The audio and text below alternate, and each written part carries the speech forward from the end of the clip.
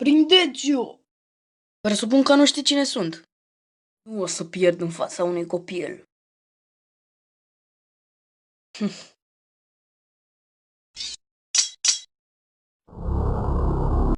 Degeaba încerci. Lloyd, trebuie să te întorci repede. Ne trebuie cât mai mult ajutor pentru a lua scrollurile de spinjițu interzis.